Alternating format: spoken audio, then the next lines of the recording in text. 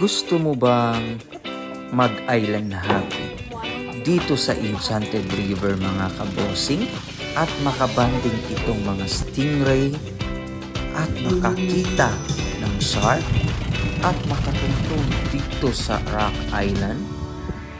Tara mga kabosing! Hello mga kabosing! Ayan! For today's video, andito pa din tayo ngayon sa Hinatuan, Surigao del Sur mga kabosing. Andito pa din tayo ngayon sa Enchanted River mga kabosing. Kasi may papakita ako sa inyo. Dito sa Enchanted River kasi mga kabosing, may island hopping dito na pwede nyong gawin.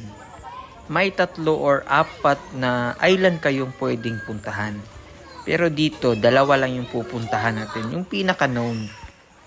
Isa na dyan is yung makabanding yung stingray at makakita ng shark. Tapos yung daanan mga kabosing, yung hallway sa Enchanted River, dumiretso lang kayo hanggang sa dulo. Kasi andito yung boating station nila. Ayan. So yung babayaran nyo sa boat mga kabosing, for only 500 pesos lang siya. Good for 5 person na siya sa isang boat. And good for 3 hours siya mga kabosing. 2 lang yung pupuntahan natin. Kasi nga 3 hours lang siya mga kabosing. Mas maganda morning kayo mag-island hopping mga kabosing. Para before 12, makabalik na kayo sa Enchanted River. At makita nyo yung fish feeding nila doon. So sa mga gustong bumisita sa Enchanted River, huwag nyo pong kalimutan or kaligtaan na mag-island hopping din dito mga kabosing. So ito yung unang station natin mga kabosing. At ito yung Sibadan Fish Cage. Dito nyo makabanding si stingray.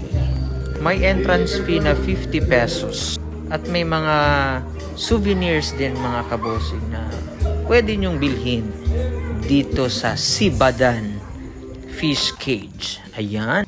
So, papasok na tayo mga kabosing. Ayan. Ito yung lugar ng Sibadan. At dito nyo makikita yung si stingrays at saka yung maliliit na mga shark.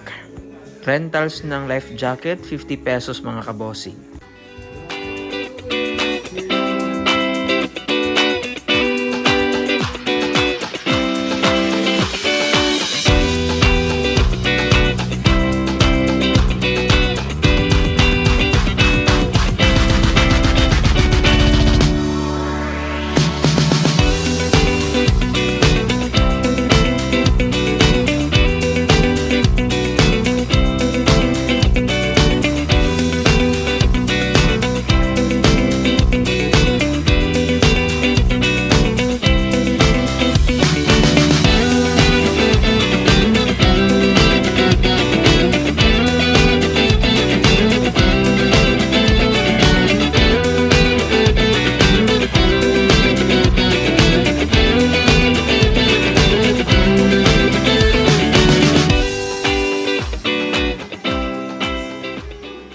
Dito naman mga kabosing, dito nyo makikita yung maliliit na mga shark.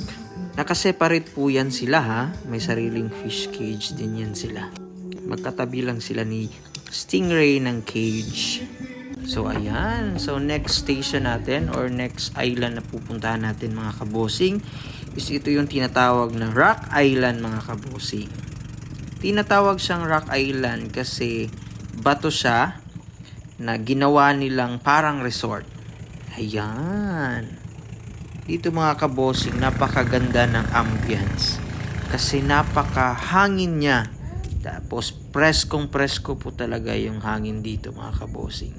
So may entrance fee dito mga kabosing, 50 pesos din siya katulad ng Sibadan. So pwede na kayo makapunta doon sa loob. Ayan. So, di na kami pumasok mga kabosing kasi wala nang time. Tapos, dapat by 12, nasa Enchanted River na kami for fish feeding nila mga kabosing. Ayan, thank you sa panunood mga kabossing. I hope na makapunta din kayo dito mga kabossing. God bless mga kabossing. See you next video.